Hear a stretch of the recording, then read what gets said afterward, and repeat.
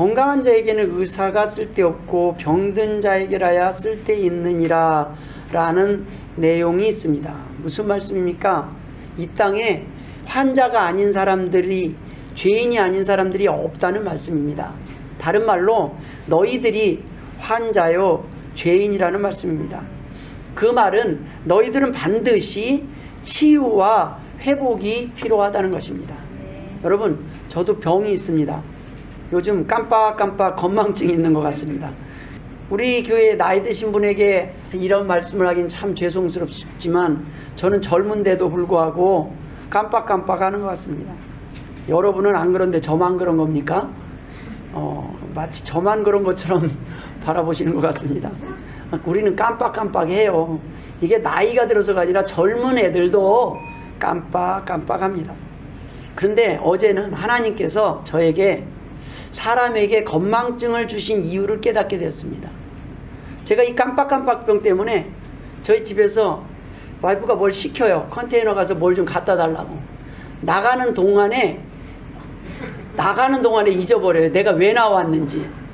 그래갖고 다시 물으러 들어가기도 그러고 일을 하면서 찾아요. 그래서 이리저리 돌아다니다 보면은 1시간이 지나가요. 그래서 다시 들어가요. 물어서 또 다시 나와요. 이렇게 한 번 갔다 오면 될 거를 여러 번 왔다 갔다 합니다. 나이가 들어가는 것도 서러운데 하나님이 우리에게 병을 주신 거는 건강을 위해서입니다. 나이가 들수록 의식적으로 점점 더 몸을 움직이지 않으면 몸이 굳어지니까 한 번이라도 더 움직이게 하시기 위해서 건망증을 주셨구나 하는 생각을 했습니다. 그치, 까먹으면 또다시 나가고 헤매고 뱅뱅 돌고 찾으려고 움직이다 보니까 만보기가 필요 없어요. 그냥 계속 도는 거예요. 내가 왜 나왔지 그걸 찾기 위해서. 성경에 있는 내용은 아닙니다. 그저 제 생각이 그렇다는 겁니다. 아끼다가 똥 된다는 말이 있습니다. 움직이지 않으면 똥 됩니다. 움직여야 건강해집니다.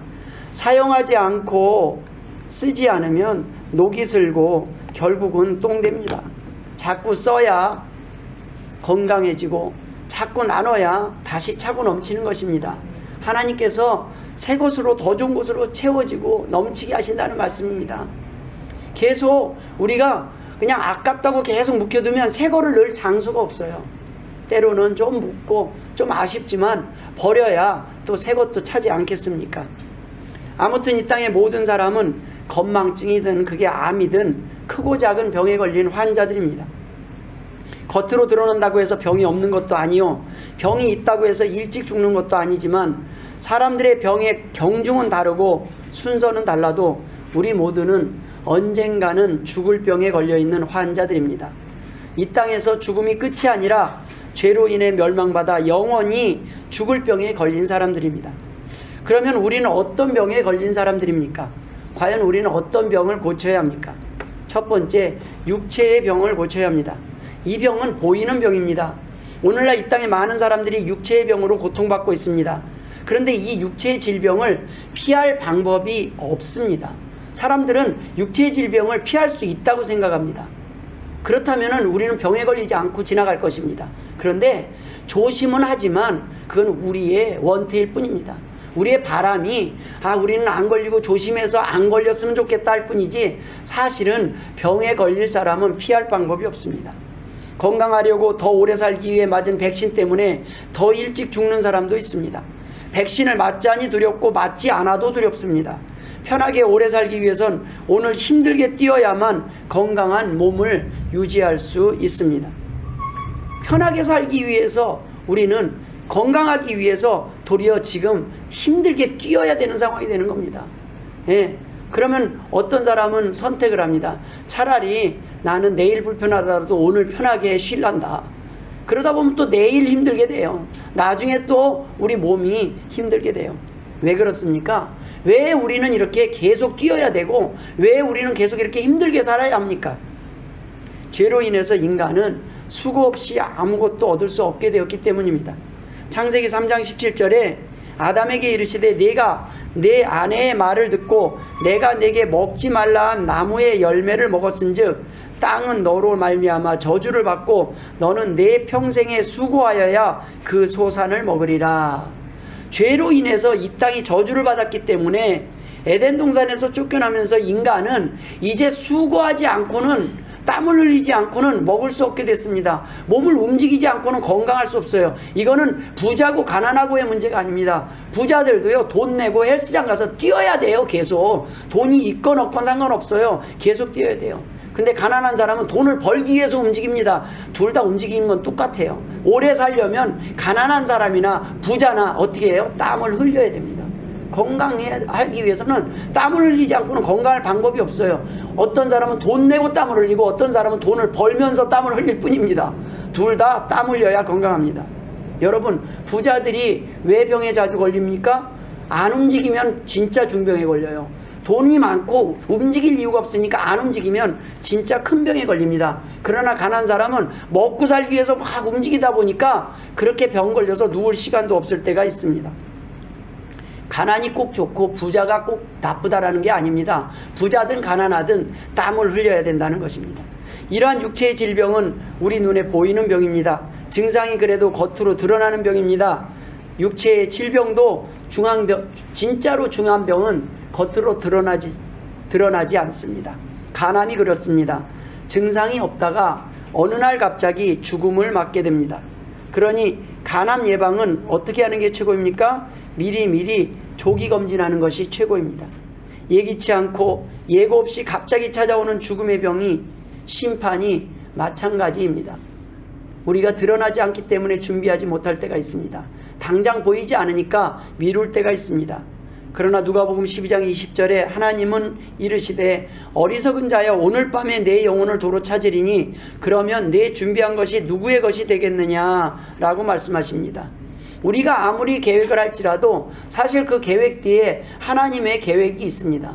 그러나 사람은 내가 설마 내일 내 인생의 마지막이 오겠는가, 설마 내 인생에 벌써 끝나겠는가, 이런 생각으로 계속 미루다 보니까 여러분, 70 먹은 사람은 80까지 살 걸 생각합니다. 80 먹은 사람은 90 살 걸 생각합니다. 내일 죽는다고 생각 안 해요.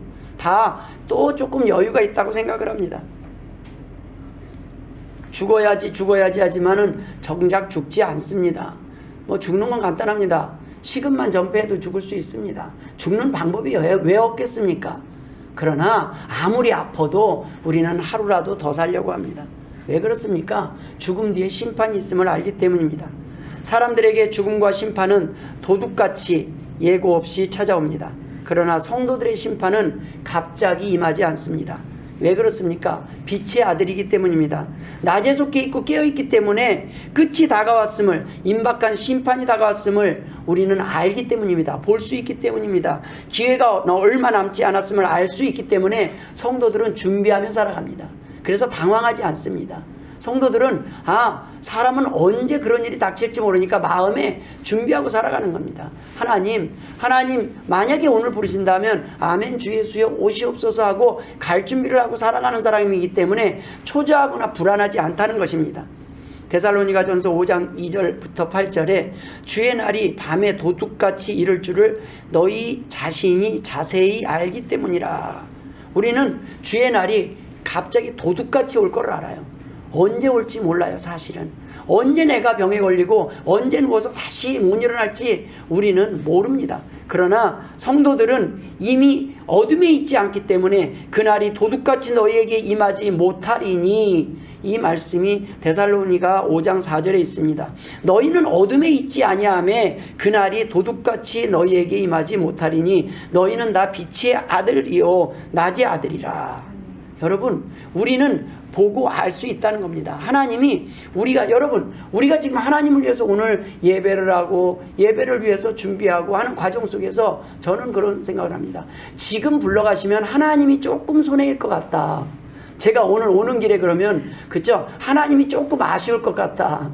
하나님을 위한 계획을 세우고 있을 때는 조금 당당할 때가 있습니다. 조금 든든할 때가 있어요.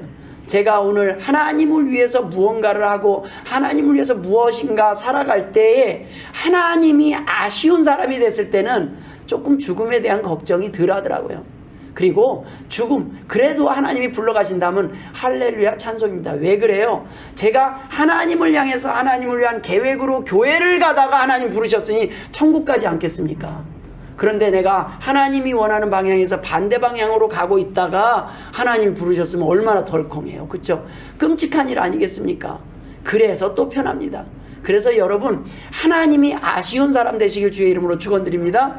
오늘 계획도 내가 지금은 어떤 모습으로 살지 모르지만 하나님이 아쉬운 계획을 갖는 거예요. 하나님, 저 불러가시면 하나님 손해일걸요? 하나님, 저 지금 건강 저 필요합니다. 왜요? 하나님을 위해서 쓸 것이거든요. 하나님을 위해서 돈을 벌 겁니다. 그러니 하나님 돈 주셔야 됩니다. 물질도 채워주세요. 하나님 건강도 보장해 주세요. 이렇게 당당한 기도를 할 수 있는 사람, 아니 기도하지 않아도 당당할 수 있는 하나님의 백성들 되시길 주의 이름으로 축원드립니다. 그런데 우리는 우리 몸의 경고를 간과하고 지낼 때가 많이 있습니다.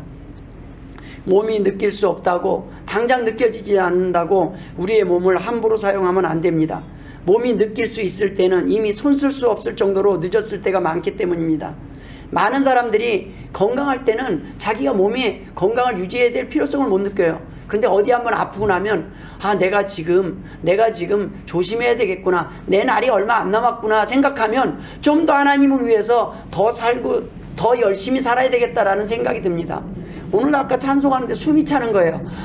내가 이거 한 호흡이, 예전에는 이거 한 호흡에 이 찬송가를 한 절도 다 불렀는데 지금은 한 구절 한 구절이 이렇게 힘들어지는 거가 보다, 내가 이렇게 늙었나 보다, 이제 점점 힘들어져 가나 보다, 이런 생각이 순간 스쳤습니다.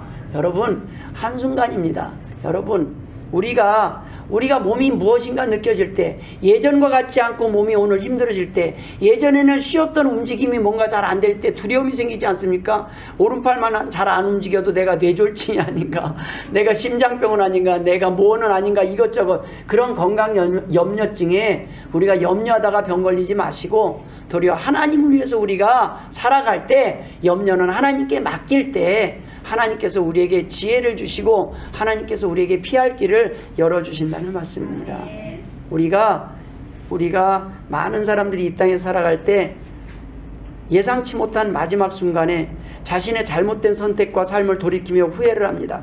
그런데 그들이 마지막으로 그 후회했던 말들, 후회하면서 뱉은 말들, 생각했던 그 데이터가 우리에게 많이 없습니다. 왜 그럴까요? 죽은 사람은 말이 없기 때문입니다. 다 마지막에 하고 싶은 말인데 끝난 거예요. 내가 이럴 줄 알았으면 내가 이렇게 살았을 텐데 라는 아쉬움을 갖고 살아가지만 마지막에는 내가 그 말을 못하고 그냥 죽을 수밖에 없어요. 그렇기 때문에 인생의 마지막으로 내가 가졌던 그 모든 후회의 데이터들이 이 땅의 사람들에게 전달되지 않아요. 당신은 꼭 이거는 조심하세요 라고 말해주고 싶고, 당신은 이 길만은 가지 마세요 라고 말해주고 싶고, 마지막으로 한마디 조언을 해주고 싶은데 그 조언할 시간도 없이 마지막 순간에 그냥 죽음을 맞이해요. 그래서 죽은 사람들의 마지막 데이터가 없어요. 그러니 많은 사람들이 그 경고의 메시지를 모르는 겁니다. 아직 건강한 사람들, 몸을 함부로 사용하면서도 아직 자신이 여전히 건강하다고 생각하는 사람들이 있습니다. 우리는 술, 담배를 하면서도 꽤 오래 사는 사람들을 봅니다. 그러나 그 사람들이 한 가지 간과하는 것이 있습니다. 만약 술, 담배를 하지 않았더라면 그보다 더 오래, 더 건강하게 살 수 있었다는 말씀입니다. 더 오래 살 수 있는 거예요. 하나님은 우리가 술, 담배하고 90세를 살았다면, 술, 담배를 안 하면 하나님은 100세, 120세까지 더 건강하게, 더 오랫도록 살게 하기를 원하신다는 말씀입니다. 그런데 우리가 우리 몸을 우리가 단축시키는 거예요.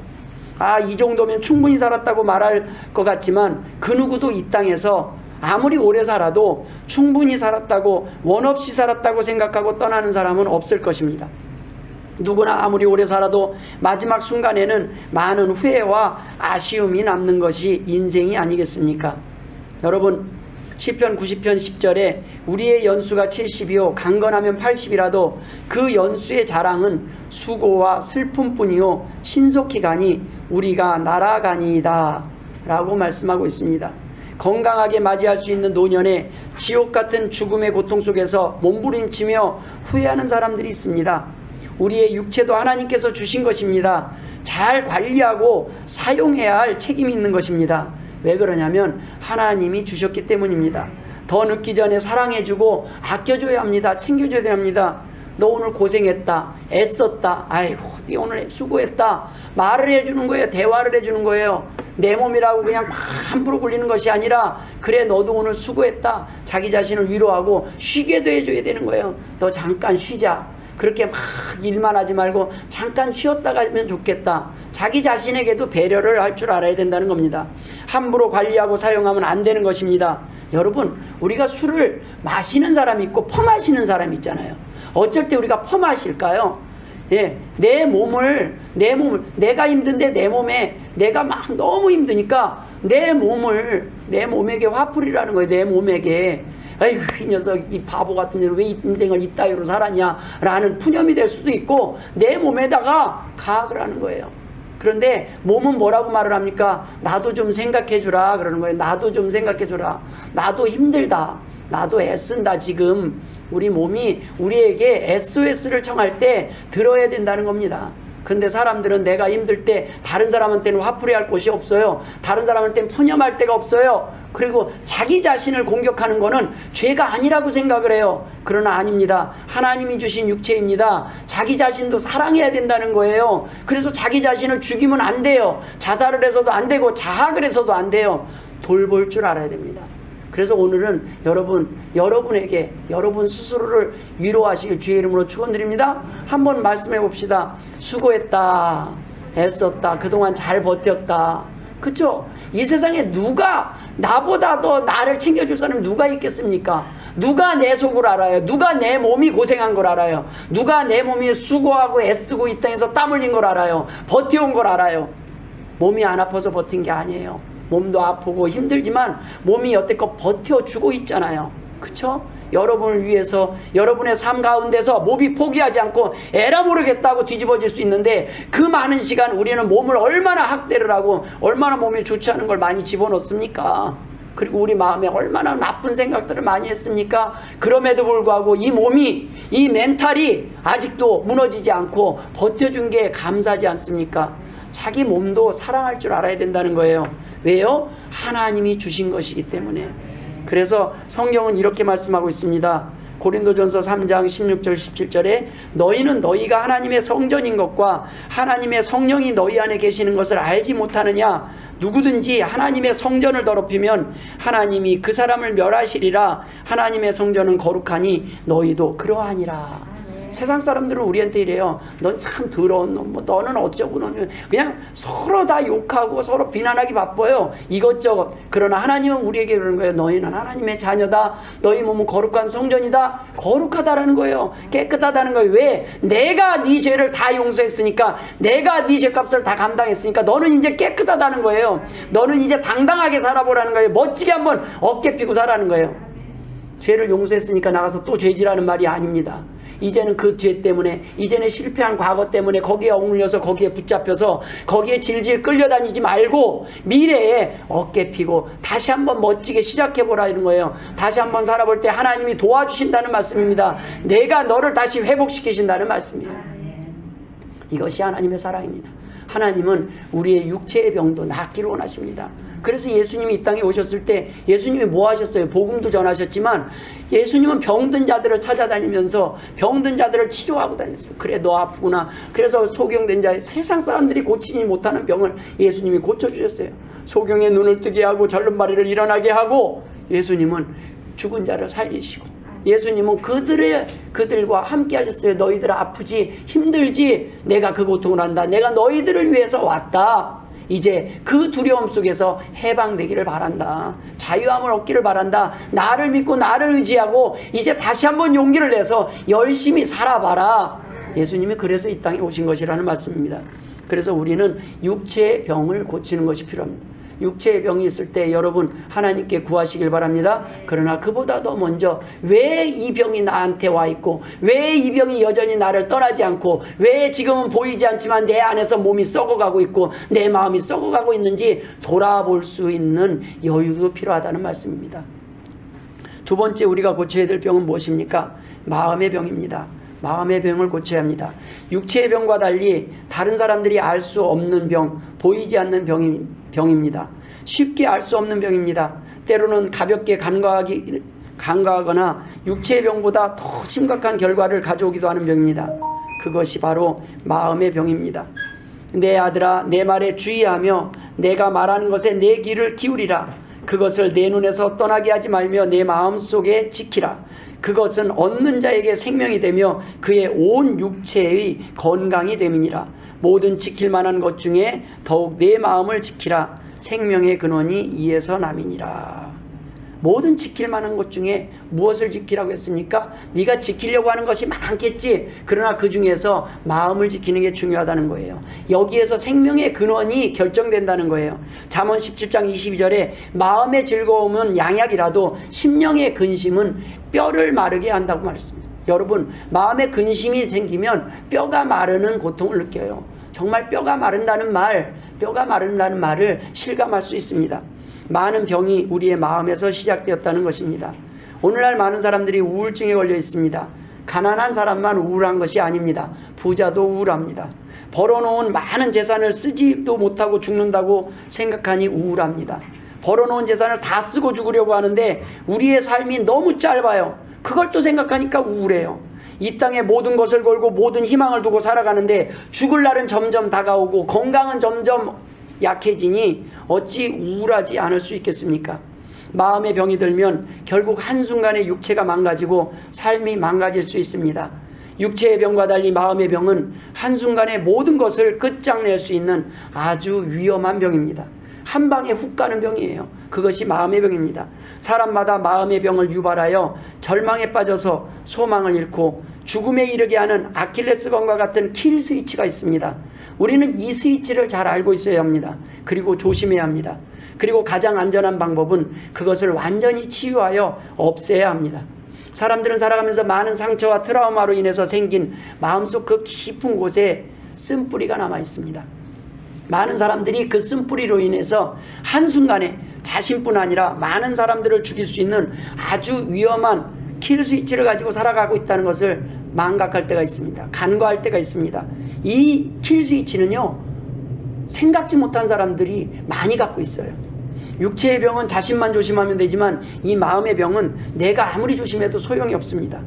여러분, 뉴스에서 지하철에 서 있는 사람을 뒤에 가서 그냥 밀어버리는 영상을 보았습니다. 나중에 붙잡혀 가는데 막 웃어요. 웃고 막 이렇게 제정신이 아니에요. 이런 사람을 만나면 우리 인생은 한순간에 지옥을 경험하게 됩니다. 때문에 우리는 그 누구의 마음의 병도 나랑 상관이 없다라고 할 수 없는 아주 그 무서운 병이 바로 마음의 병입니다.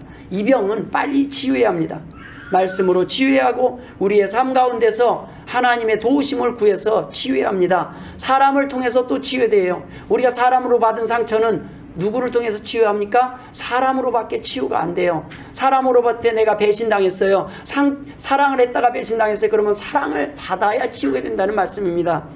히브리서 4장 12절에 하나님의 말씀은 살아있고 활력이 있어 좌우의 날선 어떤 검보다도 예리하여 혼과 영과 및 관절과 골수를 찔러 쪼개기까지 하며 또 마음의 생각과 뜻을 판단하나니 라고 말씀하셨습니다.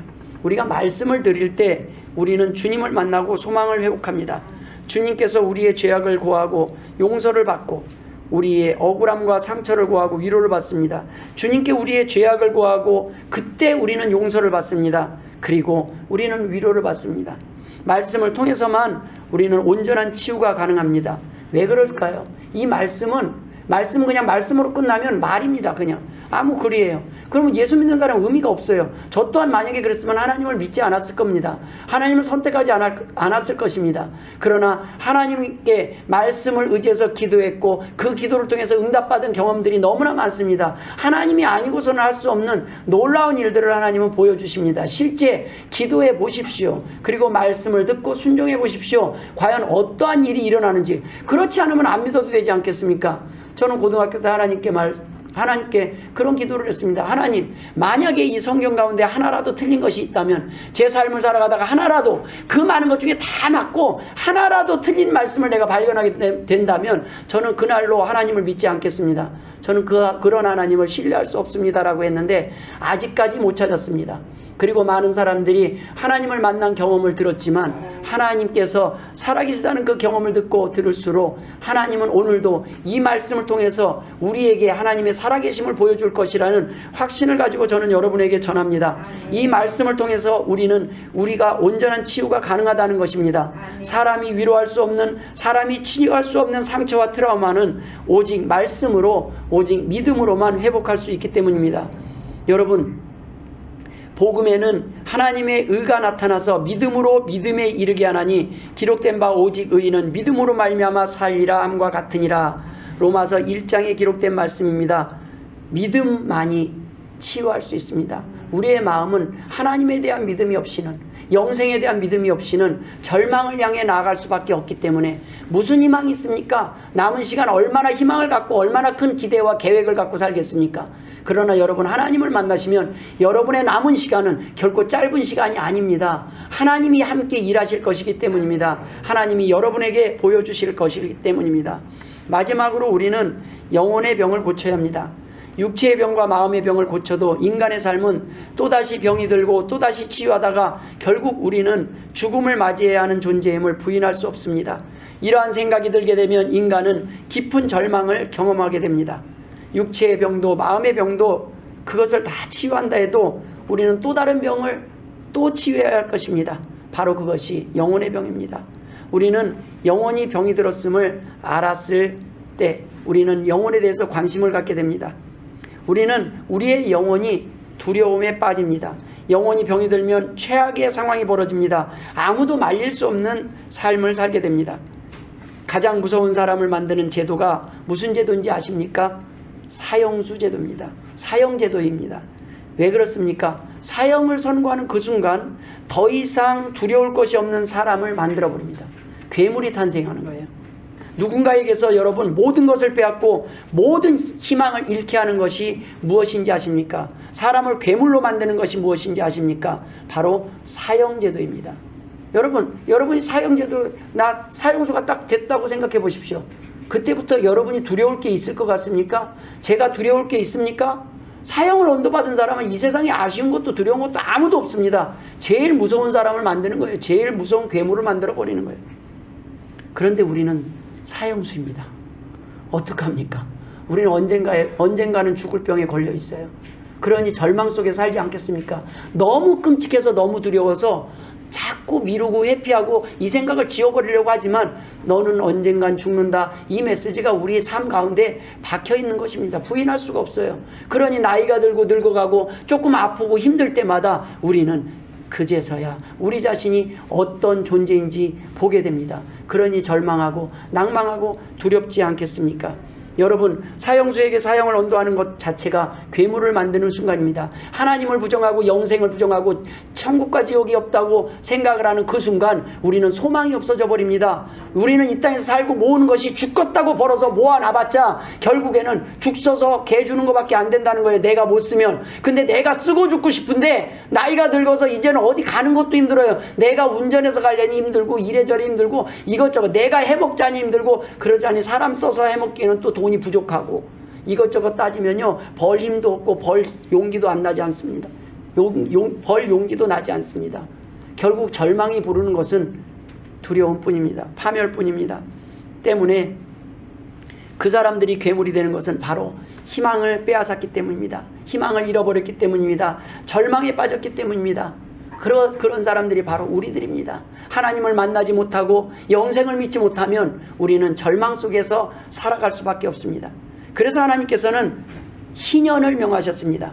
레위기 25장 10절에 너희는 50년째 해를 거룩하게 하여 그 땅에 있는 모든 주민을 위하여 자유를 공포하라. 이 해는 너희에게 희년이니 너희는 각각 자기의 소유지로 돌아가며 각각 자기의 가족에게로 돌아갈지며. 이 희년 제도는요, 이스라엘 백성에게만 있는 제도입니다. 50년, 7년, 이 77이 49, 7년이 7번 되고 그 다음 해가 50년이 되는 희년입니다. 그런데 아무리 힘들도 이 희년이라는 해는요, 이스라엘 백성에게는 그 사람이 그동안 살다가 열심히 살다가 뭐 빚을 지고 다시 잃어버리면 남의 종이 되기도 해요. 그런데 희년이 되면요, 그 모든 종을 다 풀어줘야 돼요.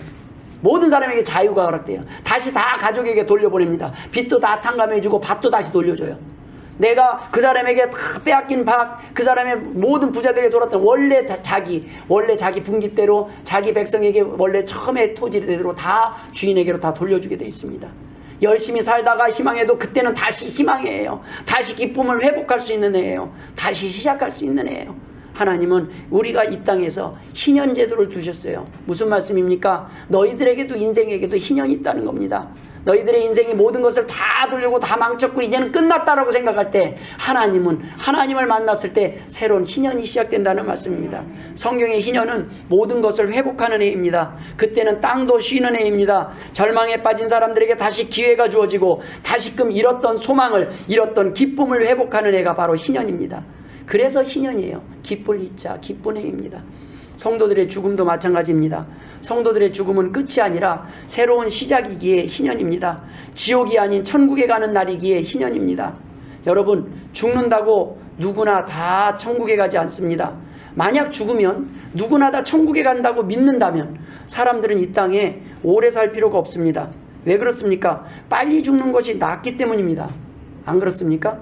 실패하고 늙은 몸, 병든 몸, 이제 희망이 별로 없어요. 그럼 빨리 죽어야 되지 않겠어요? 어차피 지옥은 없는데, 어차피 지옥이 없고 천국만 기다린다면, 누구나 죽으면 다 천국 간다면, 여러분 죽는 게 제일 낫지 않습니까? 리셋하는 게 더 낫지 않겠습니까? 실패하고 늙은 몸, 병든 몸 가지고 이 땅에서 고생하며 살아가느니 빨리 죽어서 천국 가면 좋은 것 아니겠습니까? 그렇게 믿지 않으니까 병든 몸 가지고도 하루라도 더 살려고 하는 것 아니겠습니까? 여러분, 컴퓨터 게임을 해보셨습니까? 컴퓨터 게임은 죽어도 돈만 넣으면 다시 살아납니다.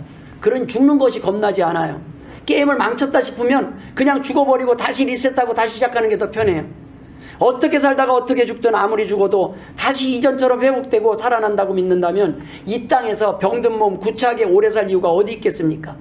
왜 우리는 늙으면 죽어야지 하면서도 죽지 않는 이유가 어디에 있습니까? 그냥 리셋하면 되는데. 요즘은 얼마나 쉬워요. 그냥 죽는 방법이 너무 쉽게 죽는 방법이 많은데 그냥 쉽게 죽으면 되지 않습니까? 그러나 왜 포기하지 않습니까? 심판이 있음을 알기 때문입니다. 아무나 누구나 천국에 간다고 믿지 않기 때문입니다. 심판이 있음을 알기 때문입니다. 두렵기 때문입니다. 죽음 뒤의 삶에 대해서, 죽음 뒤에 내가 어떻게 될지, 내 삶에 대한 심판이 있음을 알기 때문에, 두렵기 때문에 그러한 선택을 하지 않는 것입니다. 그러나 성도들에게 있어서 죽음은 어떤 것입니까?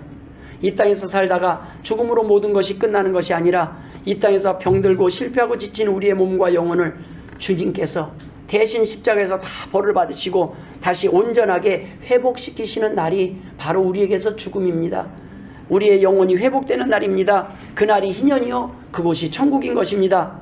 그러나 하나님을 믿지 않는 사람들에게 죽음은 무엇입니까? 절망입니다. 두려움입니다. 공포입니다. 그러니 구차한 목숨이라도 끝까지 지키고 싶은데 지킬 수 있는 힘조차 없으니 가장 큰 스트레스 상황에 놓일 수밖에 없습니다.